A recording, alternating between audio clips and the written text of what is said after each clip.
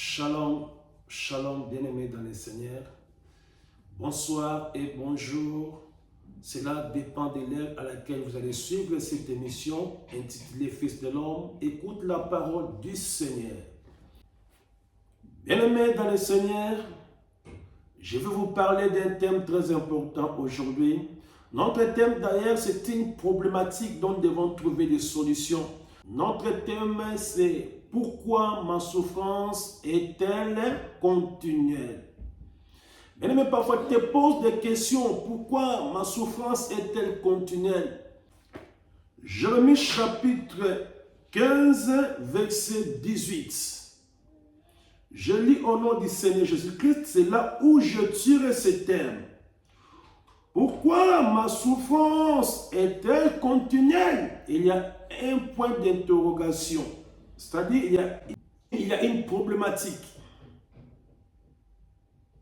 que nous devons identifier les causes, que nous devons analyser et pour proposer des solutions. Pourquoi sa souffrance est-elle continuelle? Pourquoi ta souffrance est-elle continuelle? Parce que la souffrance ne devait pas être continuelle. Si je fais la suite de ces versets, toujours 18, il me dit, pourquoi mes plaies est-elle incurable? Pourquoi refuse-t-elle de guérir? Alléluia.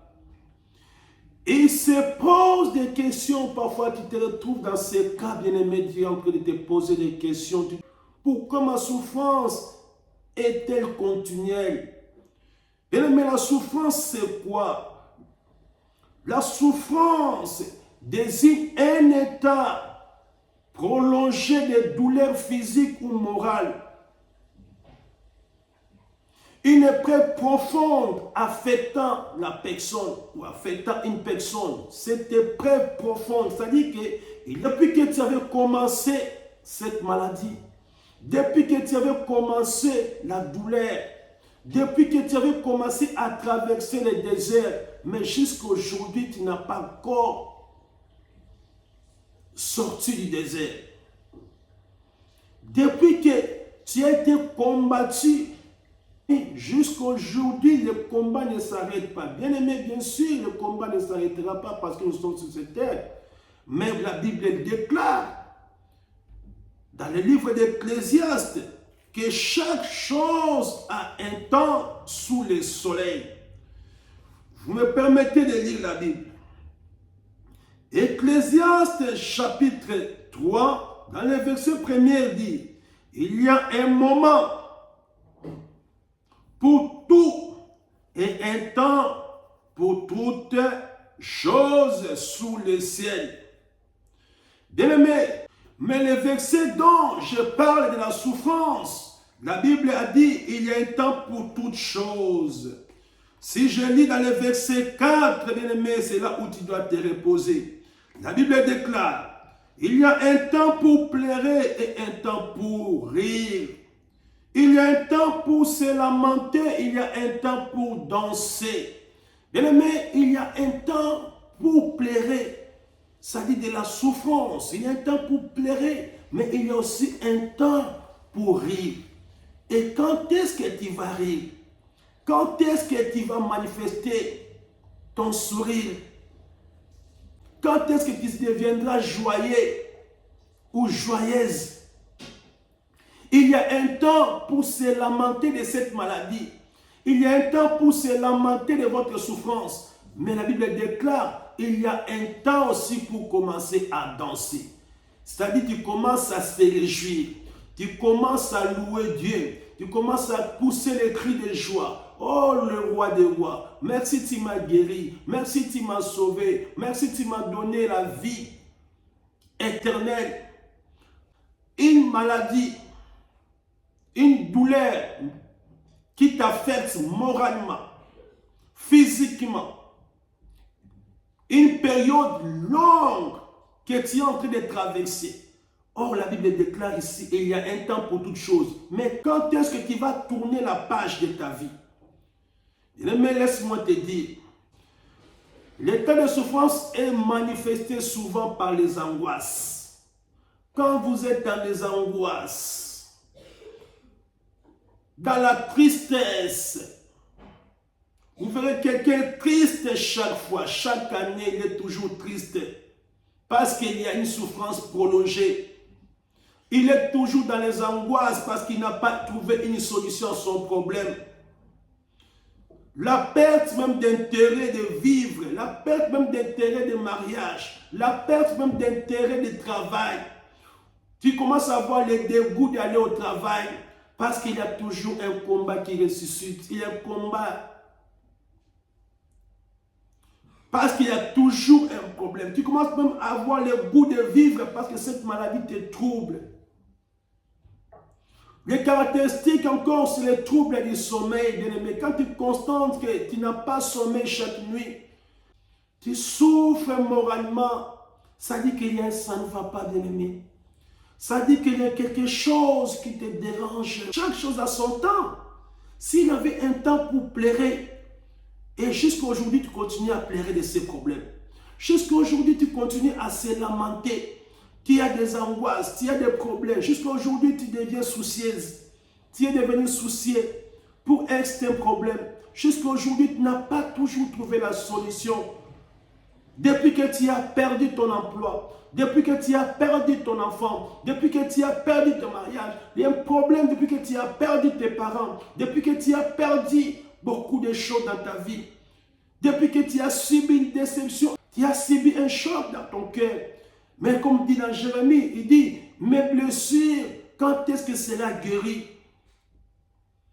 Ta souffrance, physiquement tu souffres, moralement tu souffres, bien-aimé, ça te rend triste. Et pose-toi la question, pourquoi ma souffrance est-elle continuelle? Et tu auras la réponse. Parce que la problématique, pour résoudre un problème, il faut d'abord poser cette question pour identifier, pour décrire de quoi souffrais-je. Il faut identifier, il faut décrire les problèmes, il faut analyser pourquoi toujours moi je continue à vivre. Bien-aimé dans le Seigneur, je ne sais pas. Bien-aimé dans le Seigneur, je ne sais pas de vraies raisons, je ne sais pas de causes. Je ne sais pas de vraies causes. Mais peut-être, je peux énumérer, peut-être parce que tu as abandonné le chemin de la vie. Le chemin de la vie, le chemin de la paix et de la joie qui produit la vie éternelle, c'est Jésus-Christ. Peut-être parce que tu as suivi le conseil des hommes, parce que tu as suivi le conseil des méchants au lieu de suivre les conseils bibliques. Peut-être ta souffrance est-elle continuelle parce que tu te croyais être Dieu à une certaine époque, à un certain temps quand tu étais béni, quand tu avais de l'argent, tu t'en foutais de l'église, tu t'en foutais, tu faisais que critiquer l'évangile, critiquer les serviteurs de Dieu. Et l'Éternel peut te juger de cette manière. Ta souffrance, bien-aimé dans le Seigneur, est-elle continuelle? Peut-être que tu n'as pas aimé le bonheur des autres. Quand les autres sont bénis, toi tu n'aimes pas qu'ils soient bénis. Tu as un cœur qui médite comment les éliminer, comment les détruire. Tu ne veux plus accepter les mariages des autres. Tu ne veux plus accepter que ton frère soit béni. Mais tu ne veux pas supporter la bénédiction des autres. Peut-être parce que dans ta bouche, tu as préféré la malédiction à la place de bénédiction. C'est-à-dire, toi, tu fais que maudire. Abakufa, Bakomona, Tokotala. Peut-être que tu as préféré dire que ça. Que Bangaïté. Oh, Yoté, toi, c'est qui? Bien aimé, si tu aimais la malédiction, ça peut être ligne de cause. Dieu, tu commences à moissonner ta semence. Tu pensais avoir quitté l'Europe, aller aux États-Unis, tu auras la paix. Mais tu arrives à les États-Unis, tu continues toujours à souffrir. Tu continues toujours à consulter les médecins. Tu pensais avoir quitté le pays. Quand je quitte le pays en Afrique, Je quitte mon pays, je me réfugie en Europe, j'aurai la paix. Tu es venu en Europe, tu n'as pas toujours la paix. La souffrance continue, les angoisses continuent, la tristesse continue. Tu pensais si je trouve un médecin, j'aurai la solution. Tu as trouvé le médecin, mais les angoisses continuent, la tristesse continue, malgré les médicaments. Tu continues, si je trouve un partenaire, j'aurai de la paix, mais tu as trouvé un partenaire, l'angoisse continue, la tristesse continue. Tu pensais, si j'invite quelqu'un vers moi, oh, j'aurai la paix. La personne que tu as invitée chez toi, tu n'as pas toujours eu la paix. Tu continues à vivre encore la tristesse, la douleur. Pourquoi ma souffrance est-elle continuelle? Pourquoi serait-elle continuelle? Pourquoi? Il faut aussi la paix. La Bible déclare qu'il y a un temps pour se lamenter, il y a un temps pour commencer à danser. Le temps de lamentation, c'est le temps où tu te poses des questions. Pourquoi tellement moi? Pourquoi cette souffrance ne me quitte pas? Pourquoi ne s'éloigne point de moi? Pourquoi je continue à vivre cette vie? Bien-aimés dans le Seigneur, je suis en train de vous avertir. Les causes sont multiples, mais aujourd'hui, je n'ai pas besoin de vous parler de causes. Parce qu'il y a quelqu'un qui avait donné sa vie pour toi. Je n'ai pas besoin de parler de causes. Parce que je sais dans les causes, s'il faut lire dans le chapitre 6, dans le verset 5, il dit quoi? Chacun portera son fardeau. Mais quand nous devons lire dans le verset 7, il dit, ne vous y trompez pas, on ne se moque pas de Dieu. Ce qu'un homme aura semé, il le moissonnera. Bien-aimé dans le Seigneur, je ne suis pas venu pour te juger, bien-aimé. Mais je suis venu vous éclairer. Quand on vient vous éclairer, on va quand même situer les choses. Le Psaume 5:9. Je prends le verset 16 à 18. Que dit la Bible? En effet, il ne s'est pas souvenu d'exercer la bonté. Il a persécuté les malheureux et les pauvres, jusqu'à faire mourir l'homme au cœur brisé. Les causes de la souffrance prolongée, peut-être. Il aimait, disons, il aimait la malédiction, qu'elle tombe sur lui. Il ne voulait pas la bénédiction, qu'elle s'éloigne de lui. Qu'il revête la malédiction comme un habit, qu'elle pénètre en lui comme l'eau, comme l'huile dans ses os. Bien aimé, quand David disait une malédiction, lorsque cette malédiction est pénétrée dans tes sangs, est pénétrée dans tes os, bien aimé, cette douleur sera prolongée. Une malédiction, une douleur peut être superficielle, ça passe. Mais une douleur profonde, une épreuve profonde, qui commence à t'affecter, qui commence à affecter ta santé, qui commence ton mariage et ton emploi, qui commence à affecter ta maison, qui commence à affecter déjà, vous commencez à vivre des choses dont vous n'avez pas vécu auparavant. Quand on vient vous éclairer, on va quand même situer les choses. Quand on fait les analyses médicaux, on cherche à quoi? À éclairer la situation pour comprendre que réellement sa souffrance est due à l'appendicite. Cette douleur est due à telle chose. Cette douleur est due, les maux de tête à cause de la malaria prolongée, à cause de quelque maladie, à telle chose, pour laquelle il souffre. Bien-aimé dans le Seigneur, il y a un temps pour toutes choses. C'est ainsi que je suis venu te parler parce qu'il y a un temps sous les cieux pour toutes choses. Dans le verset 4 d'Ecclésiaste chapitre 3, me dit, s'il y avait un temps pour pleurer, nous avons un temps pour rire. S'il y avait aussi un temps pour se lamenter, il faut aussi avoir un temps pour commencer à louer Dieu, à danser. Maintenant, je suis guéri. J'ai trouvé le mariage, j'ai trouvé un enfant, j'ai trouvé un emploi, je suis dans la joie, je suis dans la joie, j'ai rencontré Jésus, je commence à vivre une vie meilleure. C'est parce que tu as rencontré Jésus, il faut danser. Alléluia. Quand est-ce que tu vas danser? Tu pensais que oui, ceux qui n'ont pas ligne de souffrance, c'est Syrie, mais tu as poussé, tu commences encore à souffrir plus. Tu pensais que si je trouve un emploi et que je serai dans la joie, tu as trouvé un emploi, il y a des combats qui se succèdent encore maintenant, les plus grands combats. Tu commences à te poser des questions, où irai-je? Bien aimé, il n'y a pas de solution chez les hommes. Les solutions sont dans le Fils de l'homme qui s'appelle Jésus. Un nom a une solution, c'est le nom de Jésus-Christ. Un nom qui a une solution à tout problème, c'est le nom de Jésus-Christ. Un nom qui peut changer la situation, c'est le nom de Jésus-Christ. Une personne destinée pour ta vie, ce n'est pas moi, mais c'est Jésus. Je viens juste te parler de Christ. Ton problème peut trouver une solution selon la Bible, qui est dans Dieu. Si je lis toujours là où j'étais dans Jérémie chapitre 15, là nous allons tirer notre thème. Écoute la solution. Première solution, c'est retourner vers Dieu. Dans le Jérémie chapitre 15, dans le verset 18, c'est là où nous allons tirer ce thème. Écoutez la réponse de Dieu dans le verset 19. Il dit, c'est pourquoi, voici ce qu'a dit l'Éternel. Si tu reviens à moi, je te ferai revenir et tu te tiendras devant moi. Bien-aimé, si tu reviens vers Dieu, il te fera revenir. C'est-à-dire quoi? Quand il te fera revenir, c'est-à-dire il va te restaurer dans ton état initial, l'état que tu étais. Cette vie, ce n'était pas la vie destinée par Dieu.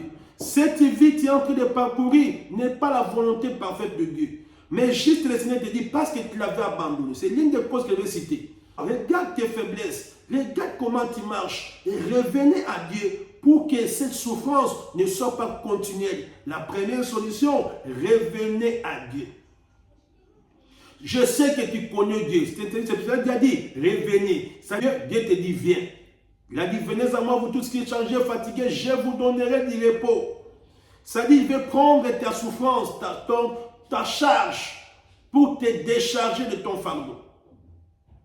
Mais il t'invite simplement de venir vers lui, bien-aimé dans le Seigneur. Et si je retourne vers Dieu, j'aurai une solution. Et raison pour laquelle, quand tu reviens vers Dieu, revenez seulement à ton état. Dieu ne te donne pas une condition. Qu'avant de venir vers moi, il faut d'abord te nettoyer. Non.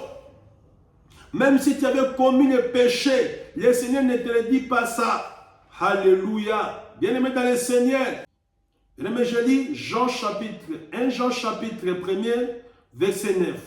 Si nous reconnaissons nos péchés, autre part on dit si nous confessons nos péchés, si nous reconnaissons nos péchés, il est fidèle et juste pour nous les pardonner et pour nous purifier de tout mal.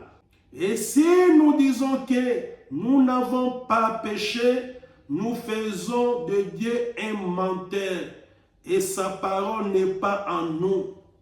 Le problème c'est quoi? De reconnaître comment tu vis avec Dieu. Reconnais tes péchés. Quand tu reconnaîtras tes péchés, quand tu reconnaîtras tes faiblesses, c'est alors que tu auras la solution. Et Christ est fidèle pour te pardonner. Il ne te donne pas les conditions. Il dit non, ou les conditions, avant de venir vers moi, il faut d'abord faire ceci, faire ceci. Dieu n'a pas de conditions. Dieu, il nous reçoit de notre état. C'est nous qui avons des critères pour choisir une femme. Nous avons des critères pour choisir un homme. Dieu n'a pas de critères pour choisir, pour aimer. Il a aimé le monde, c'est-à-dire il a aimé tout le monde. Et il nous invite de venir vers lui pour être sauvés. Bien-aimé, je vais souligner une souffrance prolongée dans la Bible. Là, je parlais du pardon du péché. Une souffrance prolongée. Parce qu'on dit une souffrance prolongée, pourquoi est-elle continuelle? Ça dit quoi? La durée de ta souffrance. Quand on parle de souffrance prolongée, on voit la durée que cet homme vit dans cette maladie. Parce que tout le monde tombe malade, mais nous voyons la durée. Tout le monde passe dans l'état de difficulté. Mais comme il y a un temps, pour toute chose, il peut assumer ce temps, et à un autre temps, c'est qu'il va danser. Le combat arrive partout, mais nous avons reçu la victoire en Jésus. Il y a toujours ça dans notre vie chrétienne. Sous le ciel, Mais la Bible dit que sous le ciel, il y a un temps pour toutes choses. S'il y avait un temps pour naître et pour mourir, et pourquoi pas un temps pour se réjouir? Jean chapitre 5, nous allons commencer dans le verset 5. Là se trouvait un homme infirme depuis 38 ans. C'est ça, une maladie, une souffrance prolongée. La Bible déclare, là se trouvait un homme infirme depuis 38 ans. Et Jésus le vit couché. Et sachant qu'il était malade depuis longtemps, quand on dit la souffrance est continue, c'est-à-dire une épreuve profonde, donc prolongée, donc durée et prolongée. Et maintenant, donc, regardez sa durée de maladie, c'est 38 ans. Bien aimé, peut-être toi tu n'as que 5 ans, peut-être toi tu n'as que 3 ans, mais il y a une solution que je te propose aujourd'hui, c'est Jésus-Christ. Écoutez, celui-ci qui a fait 38 ans de maladie, il coucha chaque fois et Jésus le voyait passer, il dit non, ça fait longtemps. Mais écoute bien aimé la suite. Il lui dit, veux-tu être guéri? Ça c'est la question que moi je te pose aujourd'hui. Veux-tu être guéri de cette maladie? Veux-tu être guéri? Veux-tu être sauvé? Veux-tu être délivré de cette souffrance prolongée? Veux-tu être délivré de cette souffrance prolongée? Je te le dis, bien-aimé dans le Seigneur, rien n'est possible à celui qui croit en Dieu. Lui, il l'a dit parce qu'il a crié. Mais qu'est-ce qu'il a parlé à Dieu? Il a dit, Jésus l'a posé, il dit dans le verset 7, l'infirme lui répondit, Seigneur, je n'ai personne pour me plonger dans la piscine quand l'eau est agitée. Et pendant que j'y vais, un autre descend avant moi. Bien aimé, pendant qu'il manquait la personne pour lui délivrer. Bien aimé, aujourd'hui tu peux dire que je manque de personnes pour me pistonner. Je manque de personnes. Mais aujourd'hui, je viens te dire, il y a une personne qui est vivante jusqu'à aujourd'hui, c'est Jésus-Christ. Il se manifeste dans sa parole. Et sa parole nous rassure. Il manque la personne parce que tu n'as pas la force de te guérir seul. Tu n'as pas la force d'arriver jusqu'au bout. Tu n'as pas la force d'atteindre la piscine avant les autres. Parce que l'ange descendait. Et la personne qui plongeait première, c'est lui qui sera guéri. Les autres déjà sont accompagnés de leurs frères. Mais peut-être toi tu es orphelin.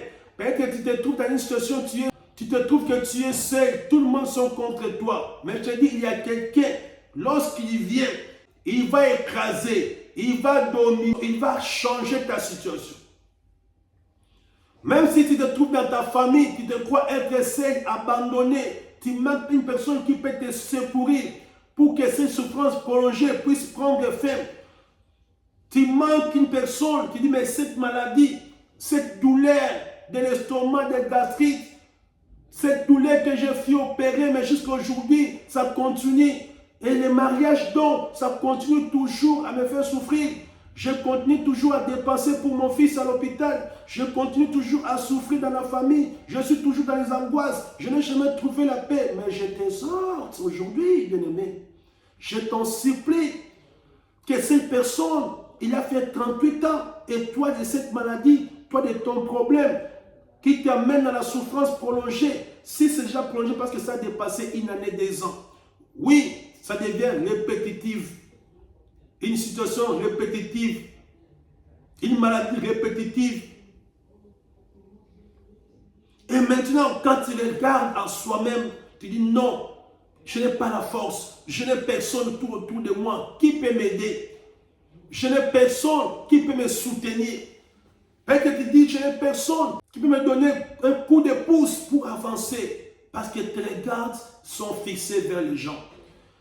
Cette personne qui a fait 38 ans, parce que lui, il cherchait à avoir une personne physique pour lui aider. Mais il y a un esprit qui est au-dessus de tous les hommes. C'est l'esprit du Seigneur Jésus-Christ. C'est le Saint-Esprit est à toi. Le Saint-Esprit fera des miracles sans que tu sois plongé dans la piscine. Si tu reçois Jésus dans ta vie, tu n'auras pas besoin d'aller plonger. Tu n'auras pas besoin d'une personne pour venir t'aider. Mais les personnes viendront vers toi eux-mêmes. Ils te chercheront. Parce que celui qui est en toi, il te fera guérir. Le médecin te dira, mais j'avais vu telle maladie. Mais je viens de contrôler. Mais comment tu t'es guéri? Ils te poseront des questions comme l'autre avait posé à l'autre. Bien-aimé dans le Seigneur, il manquait la personne. Je fais la suite du verset. Pendant qu'il n'y a que la moussous accueilli. Lève-toi, dit Jésus. Lève-toi, dit Jésus. Prends ton lit, brancard et marche. Aussitôt cet homme fut guéri. Il prit son brancard et se mit à marcher. Bien-aimé, il s'est mis à marcher aussitôt, lui qui manquait la personne. Ton problème, parce que tu fixes les regards vers les hommes. Quand tu regardes vers les hommes, le secours de l'homme est vanité. Raison pour laquelle je t'en supplie. Un problème qui a pris beaucoup de temps. Une souffrance prolongée, c'est dans les 38 ans. Nous sommes dans la Bible. Une souffrance prolongée. Et comment la personne a trouvé la solution? Parce qu'il a rencontré Jésus. Et si tu reviens vers Jésus, Jésus va te revenir. La personne a été revenue dans son état. Il a été restauré dans l'état initial. Parce qu'on suppose qu'il n'était pas né maladie. Mais il est tombé maladie. Et une maladie qui a pris beaucoup de temps. Mais cela, c'était pour la gloire de Dieu. Peut-être que ta souffrance est prolongée pour la gloire du Seigneur. Peut-être que ta souffrance est prolongée pour que le Seigneur soit glorifié dans ta vie. Bien-aimés, souvenez-vous d'une maladie de Lazare. Des choses qui peuvent arriver dans ta vie, c'est pour la gloire de Dieu. Et le problème, c'est parce que toi, tu ne regardes pas Dieu. Mais je te demande aujourd'hui, retourner vers Jésus. Yo, je veux toujours à l'église, il n'y a pas de solution. Toi qui vas à l'église, la solution n'est pas l'église. La solution n'est pas dans des religions. Oh, je suis dans telle religion, moi dans telle religion, parce qu'il y a des foules, parce qu'il y a quoi que ce soit. Recherchez Jésus. Dieu n'habite pas dans les montagnes. Dieu n'habite pas dans l'église. Il habite dans le corps. Et tu vas appeler, tu vas lui inviter de venir vers toi. Et lorsqu'il viendra vers toi, comme il était venu vers cet homme, parce que cet homme souffrait, il manquait la personne. Toi aussi, tu te retrouves dans le cas où tu manques la personne pour t'aider. Tu manques la personne pour te soutenir. Ton dossier est toujours bloqué. Ta vie spirituelle, ça demande quelqu'un qui a la clé. Et lorsqu'il vient vers toi, il va ouvrir là où on avait bloqué, sans demander la vie. Lui, il a une clé passe-partout. Son nom délivre, son nom sauve, son nom guérit, son nom donne la vie. Et par son sang que nous serons purifiés. Les cas d'une souffrance prolongée. Cet homme a pris son brancard et il s'est mis à marcher. Bien aimé, comme c'était un jour de sabbat, les Juifs le dirent donc à celui qui avait été guéri, c'est le sabbat. Il n'était pas permis de porter ton brancard. Il leur répondit, celui qui m'a guéri m'a dit, prends ton brancard et marche. Il lui demande, qui est cet homme qui t'a dit, prends ton brancard et marche? Mais celui qui avait été guéri ne savait pas qui c'était, car Jésus avait disparu dans la foule qui était à cet endroit. Bien-aimé dans le Seigneur, quand le Seigneur viendra te guérir, personne ne te dira retourner encore de cette maladie. Parce que une maladie guérie par des féticheurs, ça va revenir total. On va te dire retourner. Mais celui qui donne l'ordre, c'est Jésus. C'est ainsi, quand tu es vivant, quand tu marches, la Bible déclare, si tu trouves une occasion de faire du bien, fais-le bien. Fais-le bien. Parce que le bien que tu fais aujourd'hui, même si les hommes peuvent ignorer, mais celui qui note dans les cahiers de souvenirs, c'est Dieu. Ne fais pas les biens pour l'homme pour qu'il te les rende. Là, tu ne seras pas béni. Parce que tu veux que l'homme puisse te les rendre. Mais nous les faisons pour que Dieu puisse nous les rendre. Partout où je me retrouverai, je sais qu'il y a un cahier de souvenirs.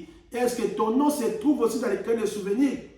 Si une maladie qui continue à traîner, tu vas rappeler le Seigneur ta sémence. Mais je vous donne un exemple aussi dans la Bible. Nous devons lire Ésaïe chapitre 38, verset 1er à verset 5.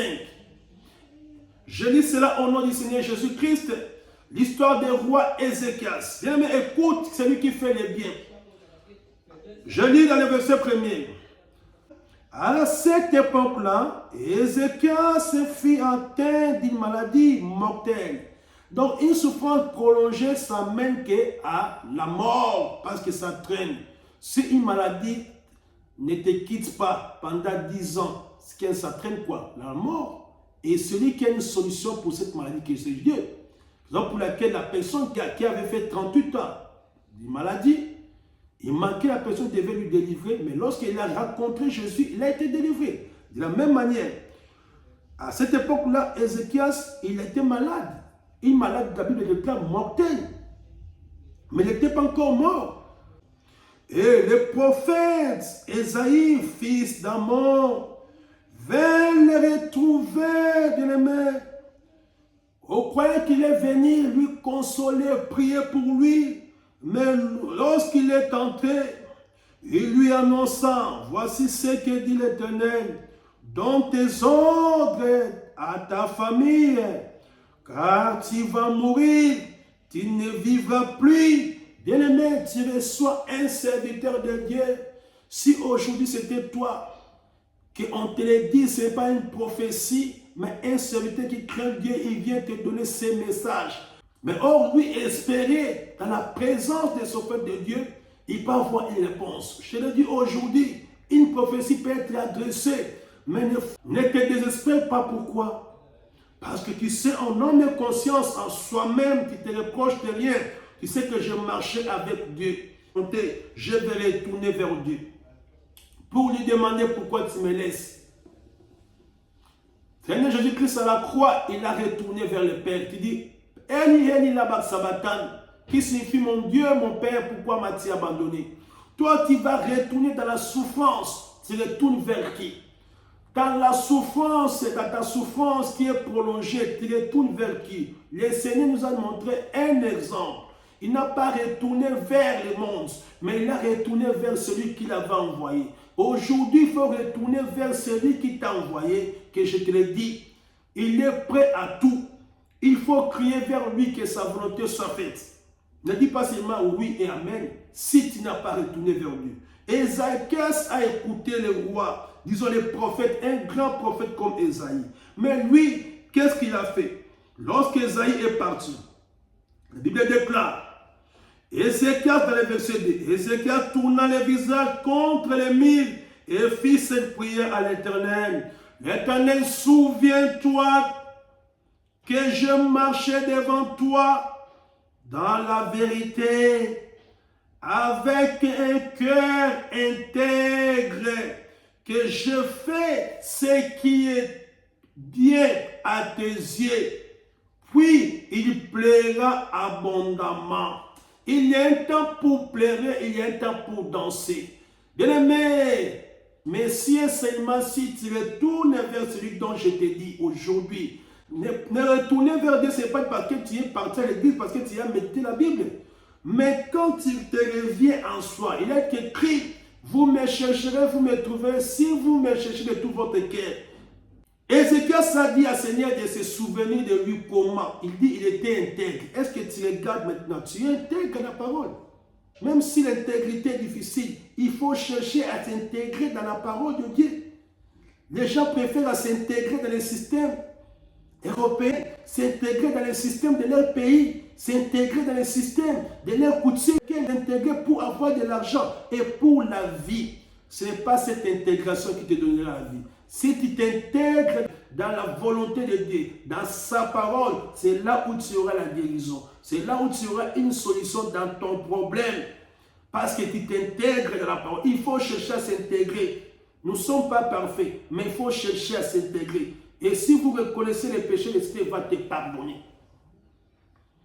Et là, vraiment, pleurez abondamment. Allez dans la prière. Non, il priait par des larmes. Aujourd'hui, les docteurs peuvent te donner un résultat. Mais si tu veux pleurer à Dieu, ne pleure pas devant un docteur qui n'a pas la solution. Ne pleure pas devant ton grand-père qui te dit que je vais te tuer. Ne pleure pas devant telle personne qui te dit, moi, tu verras ce que je vais te faire, tu vas mourir. Ne crains pas cette parole, mais retourne vers Dieu. Et c'est qu'il n'a pas eu peur de la parole. Et lorsqu'il avait parlé ainsi, la Bible déclare, le prophète Esaïe, qui est le vrai prophète, un grand prophète qui a annoncé l'arrivée de Jésus, bien-aimé, n'était même pas arrivé. La Bible, je peux lire ça dans le verset 4. Alors, la parole de l'Éternel fut adressée à Esaïe. Va annoncer à Ézéchias, voici ce qui dit l'Éternel, le Dieu de ton ancêtre, David, j'ai entendu ta prière, j'ai vu tes larmes, j'ajoute 15 années à ta vie. Je te délivrerai de même que cette ville du roi Esaïe. Bien-aimé dans le Seigneur, je clôture. Le Père Céleste, Nzambe Alola, lorsqu'il a vu toutes ces choses, il a écouté Ézéchias à cause des bons souvenirs. Regarde dans ta vie, nous avons lu dans Psaume 5:9, dans les versets 16 à 18, si quelqu'un aimait la malédiction, il n'aimait pas les bonheurs de l'autre, que la malédiction est la taille. Donc les gens là qui avaient maudit, leur prière se retourne vers toi, parce que tu es en train de transporter maintenant ton fardeau. Dans le Galates chapitre 6, dans le verset 5.